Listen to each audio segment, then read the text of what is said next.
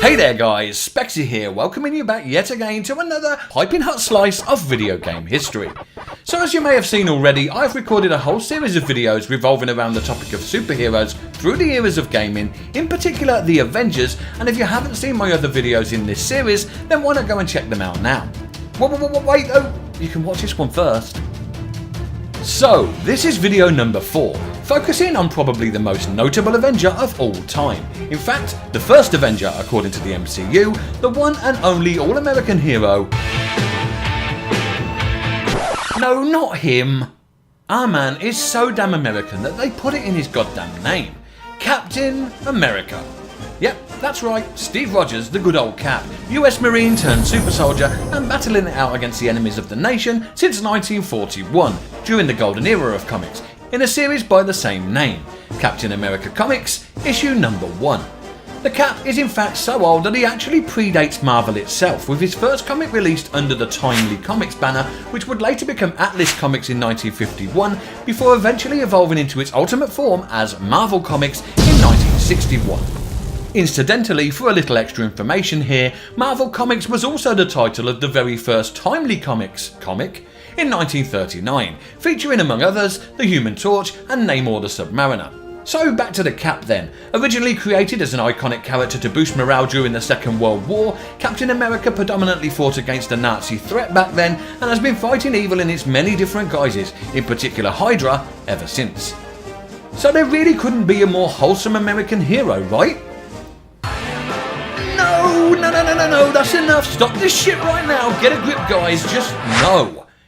Okay then, getting back to business, I'm going to be taking a look at every Captain America game that I've managed to track down from the beginning of time up until his debut in the MCU with the 2011 release of Captain America, the First Avenger.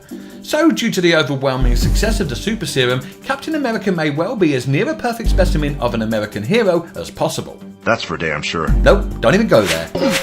But can any of his games match up to the hype? Well, let's find out, starting in 1987 with the awesomely titled Captain America in the Doom Tubes of Dr. Megaloman. Also released as Captain America Defies the Doom Tube, but that's not nearly half as catchy a title now, is it?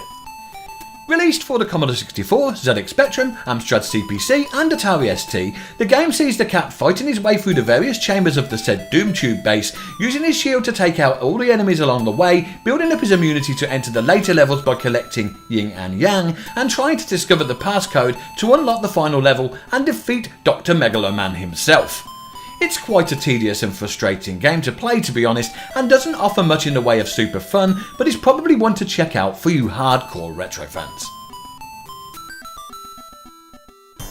So moving on to 1989 then, and Spider-Man and Captain America in Doctor Doom's Revenge, released on Amiga, Amstrad CPC, Atari ST, Commodore 64, DOS and ZX Spectrum. This time it's a crossover title, seeing the Cap teaming up with some web-slinging freak or other. Hey! Sorry dude. So the game is basically just a versus fighter game, but devoid of any special moves, you only have jumping, punching and kicking at your disposal. The combatant list here features a bunch of well-known characters like Rhino, Electro, Hobgoblin, Hulk. Wait, what? Did I just say the Hulk? Well, yeah. But wait, it turns out he's just an illusion created by Mysterio all along. Whew, I guess that's enough to get me away from missing that from the last video at least. We don't want to go through any of that again.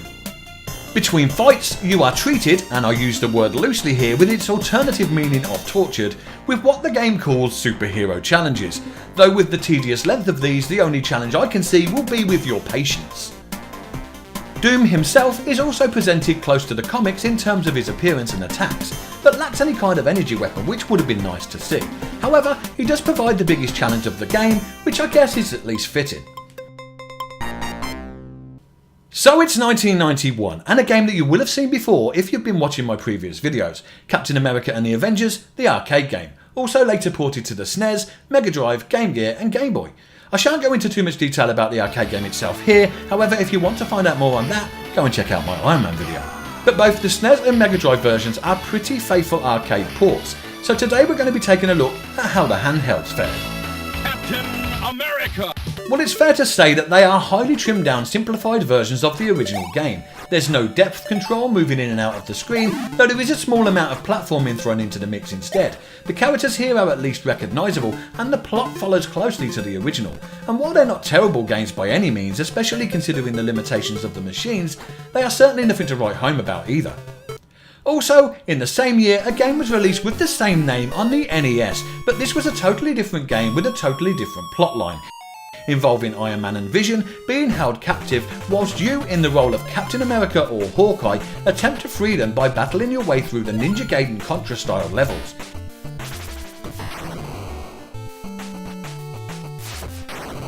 It's somewhat repetitive, but you'd be hard pushed to show me many games that weren't at that time on the NES. The next time we see Captain America in a video game is in his cameo role in The Amazing Spider-Man 2 for Game Boy in 1992. Blink and you'll miss it. The Cap then goes on to appear as an unplayable character in two acclaimed side-scrolling beat-em-ups, Spider-Man and Venom Maximum Carnage in 1994 and Spider-Man and Venom Separation Anxiety in 1995. In both of these titles, Captain America only shows up as part of the story to assist Spider-Man and Venom when summoned with a special powerful shield attack that literally devastates all of the enemies on screen. Also in 95, another game that made the list before now, twice in fact, so for its third outing, here is Marvel Comics Avengers in Galactic Storm! A mediocre 2D versus fighter featuring pre-rendered 3D sprites that look incredibly dated by today's standard, but were in fact, pretty poor even back then. The rather clunky representations of the heroes are at least recognisable enough, and the Cap here probably looks about the best of the bunch, but that's really not saying too much. I'll certainly not knock this game too hard, as it did deliver us with some then unique gaming mechanics like the character assist, which went on to be used in many later games, so I say well done Data East. Your game may not be remembered so fondly, but its legacy lives on. Also in 1995, Capcom got their hands on the Marvel license and made several games as a result, but I'm going to jump slightly out of sync here and it will become apparent why a little later. So jumping forward to 1996 and Capcom's Marvel Superheroes War of the Gems. For the SNES, this side-scrolling beat-em-up featured several superheroes: Spider-Man, Wolverine, Hulk, Iron Man and the man in question, Captain America, fighting their way through numerous levels of enemy-laden mayhem, all in the name of stopping the evil Thanos from doing that finger thing. It's hard, it's repetitive, but it's not too bad to look at and the sound is decent enough for a 16-bit title. Check it out only if you're a platform beat-em-up fan and not afraid of getting as frustrated as hell.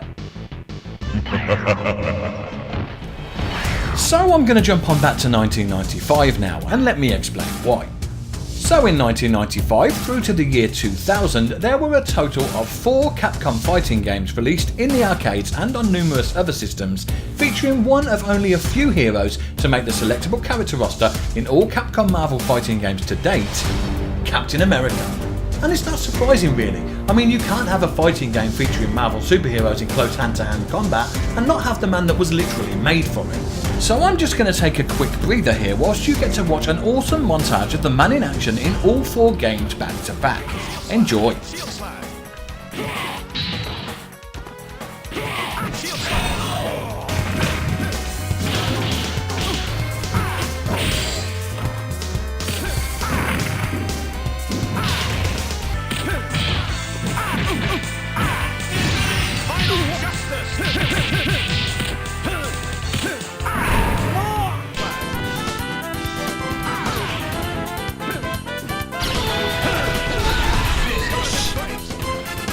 So let's move on. The next title sees Captain America in yet another supporting role, in Activision and Neversoft's 2000 release, Spider-Man. Here, Steve Rogers appears in the conclusion of the story to aid Spidey's escape of Dr. Octopus's base, and also gets to participate in a super friendly game of Go Fish with a bunch of other super characters. Punisher, do you have any threes? Go fish! Okay. Let's keep this a nice, friendly, clean game. Who keeps inviting this guy? In Activision's 2001 game Spider-Man 2 Enter Electro, available for PS1 and Game Boy Color, Captain America literally makes the headlines in a cameo news report on the front page of the Daily Bugle. It's so minor that I probably could have left it out, but here it is anyway. So it's a big old jump forward now to 2005 and Marvel Nemesis Rise of the Imperfects by Electronic Arts, the superhero arena fighting game for PS2, GameCube, DS, Xbox and PSP. And it's the PSP version that we're going to be talking about today, as in all other versions we only saw reference to our shield wielding super soldier in the intro movie, much like we did with the Hulk and the Punisher. But on the PSP it was a totally different story, and Captain America appears as a playable character alongside Doctor Doom, the two of which replaced Daredevil and the Human Torch as exclusives to that system. A brief mention goes out here to the Mattel Hyperscan, brought to my attention just before the last episode by Lying Secret. Thanks again, mate. And again, Captain America was a character in the Marvel's hero game for this system. The game itself was of a very poor quality and had nothing particularly impressive about it at all, much like the Hyperscan itself I guess, but to find out more on that, go and check out my Thor video. Suffice to say, the system had a very short shelf life between the years of 2006 and 2007, before being discontinued completely due to poor sales and sold off as cheap as chips. However, anyone owning one today will definitely be quids in and have a collector's piece on their hands. In 2006 and 2009, Activision released Marvel Ultimate Alliance 1 and 2. Between them, these games were released for just about every system in their day, plus re-released for later systems also. These games are an absolute blast to play through, featuring just about every superhero and villain you could think of in the Marvel universe, either as a playable character, boss fight or just a part of the story arc. And of course Captain America has all of the moves that you would expect from your average super soldier. Do yourself a favour and check these games out, if you can find them. As mentioned in my previous Thor video, the next two games on the list were aimed at a far younger audience, Marvel Superhero Squad and Marvel Superhero Squad The Infinity Gauntlet by THQ in 2009 and 2010. A couple of 3D beat-em-ups with moves akin to your average side-scroller, but with the freedom to move around in full 3D. They offer a light refreshing take on the superhero genre, with a certain tongue-in-cheek kid-friendly humour that is definitely as corny as hell, and should probably be taken with a pinch of salt, lest it trigger the Marvel fanboys among you. I have you surrounded. This mission calls for a secret ally. This is a job for Squirrel Girl. What? That is unfair. The Toothy Menace is unbeatable. She is nuts! This series of games also had a couple of later releases, Superhero Squad Online for Windows PC and Superhero Squad Comic Combat for use with the U-Draw device on Wii, Xbox 360 and PS3. But honestly, both device and game were pretty damn awful. Avoid. While we're in the year 2010, it's worth noting that there is another game that I totally didn't miss in the last video. Marvel Super Heroes 3D Grandmaster Challenge by Big Ben Interactive and Nico for the Nintendo Wii. As you can see here by the official trailer, there are a host of Marvel heroes present in this game. Captain America of course, Iron Man, Spider-Man, Wolverine, and... Oh, I'm not quite sure who this guy could be. Move along. With optional 3D effects made possible due to the graphics displayed on screen, along with a pair of provided 3D specs, this has got to be simply the most pointless of all the games mentioned so far. Although the 3D effect is optional and can be turned off, it does nothing to save the game. The gameplay is absolutely terrible. That's if you can actually call time button presses and motion gestures as part of a non-controlled linear run-through gameplay at all. Imagine House of the Dead, but instead of being fun you just got to press the odd button or wave your hand around like an idiot from time to time. This is by far worse than any railgunner I've ever experienced in all my years as a gamer. I mean, I can see how with the first person viewpoints and the pretty graphics for a Wii game at least, people might have gotten drawn into this bullshit, but trust me when I say, don't do it! Also in 2010, and mentioned in the last video, is Zen Studios' Pinball FX game, Marvel Pinball, for Xbox 360 and PC as download content for Pinball FX2, and for the PS3, PS Vita and 3DS as standalone titles. If you're familiar with the Zen pinball games, you will appreciate that the tables that they make are packed full to the brim with features, beautifully designed parts, true to life ball physics and even some extra animated characters that just aren't possible on a real pinball table. The overall result is simply stunning. And as far as the Marvel pack is concerned, there are plenty of decent tables on offer here too, and Captain America features in no less than 5 of them. Captain America, Civil War, Avengers Age of Ultron, the Infinity Gauntlet and the Avengers. Not bad, Cap, not bad at all. So, 2011, the final year of this video and the last two games. Firstly, Marvel vs Capcom 3, Fate of Two Worlds, taking the old 2D Marvel vs Capcom game mechanic and spicing it up a bit with some glorious full 3D models. Fate of Two Worlds is an awesome fighting game with spectacular visuals and sound. All of the well-known expected characters make a welcome return here, along with a few newer ones to boot, and the old battle-ready war veteran himself, the Cap, is back.